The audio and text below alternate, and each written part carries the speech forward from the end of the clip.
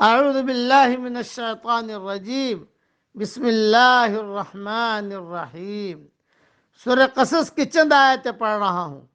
وَكَمْ أَهْلَكْنَا مِن قَرْيَةٍ بَطِرَتْ مَعِيشَتَهَا، اور ہم نے بہت سی وہ بستیاں تباہ کر دی جو اپنی عیش و عشرت میں اترانے لگی تھی۔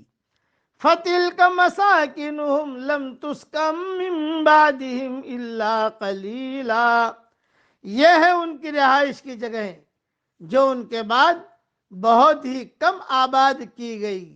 وَكُنَّا نَحْنُ الْوَارِثِينَ، اور ہم ہی ہیں آخر سب کچھ کے وارث۔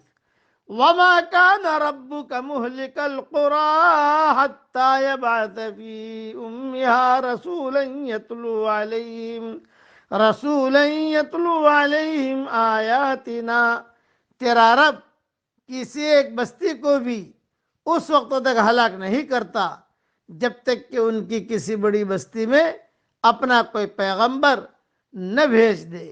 وَمَا كُنَّا مُهْلِكِ الْقُرَىٰ إِلَّا وَأَهْلُهَا ظَالِمُونَ، اور ہم بستیوں کو اس وقت ہلاک کرتے ہیں جبکہ وہاں والے ظلم و ستم پر کمر کس لیں۔ وَمَا أُوتِيتُم مِّن شَيْءٍ فَمَتَاعُ الْحَيَاةِ الدُّنْيَا وَزِینَتُهَا، اور تمہیں جو کچھ دیا گیا ہے وہ صرف زندگی دنیا کا سامان اور اس کی رونق ہے۔ وَمَا عِندَ اللَّهِ خَيْرٌ وَأَبْقَىٰ، ہاں اللہ کے پاس جو ہے وہ بہت ہی بہتر اور دیر پا ہے۔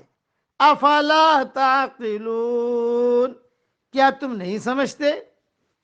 تھوڑی تشریح سن لیجئے، یعنی کیا اس حقیقت سے بھی تم بے خبر ہو کہ یہ دنیا اور اس کی رونقیں عارضی بھی ہیں اور حقیر بھی، جبکہ اللہ تعالیٰ نے اہل ایمان کے لیے اپنے پاس جو نعمتیں، آسائشیں، سہولتیں تیار کر رکھی ہیں وہ دائمی بھی ہیں اور عظیم بھی۔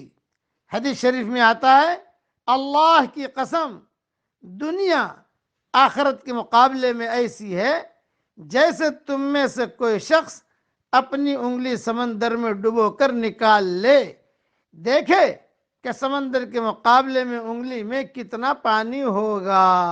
صحیح مسلم شریف میں یہ حدیث ہے۔ اور دوسری ایک اہم نصیحت کی بات کرتا ہوں کہ دنیا میں آدمی کے پاس کتنا ہی زیادہ ساز و سامان ہو، بہرحال موت کے وقت وہ آدمی کا ساتھ چھوڑ دیتا ہے۔ موت کے بعد جو چیز آدمی کے ساتھ جاتی ہے وہ اس کے نیک اعمال ہیں، نہ کہ دنیاوی عزت اور مادی ساز و سامان۔ ایسے حالت میں عقل مندی یہ ہے کہ آدمی چند دن کی کامیابی کے مقابلے میں ابدی کامیابی کو ترجیح دے، وہ دنیا کی تعمیر کے بجائے آخرت کی تعمیر کی فکر کرے۔ اللہ تعالی ہم سب کو آخرت کی تعمیر کی فکر کرنے کی توفیق عطا فرمائے، آمین۔ وآخر دعوانا ان الحمد للہ رب العالمین۔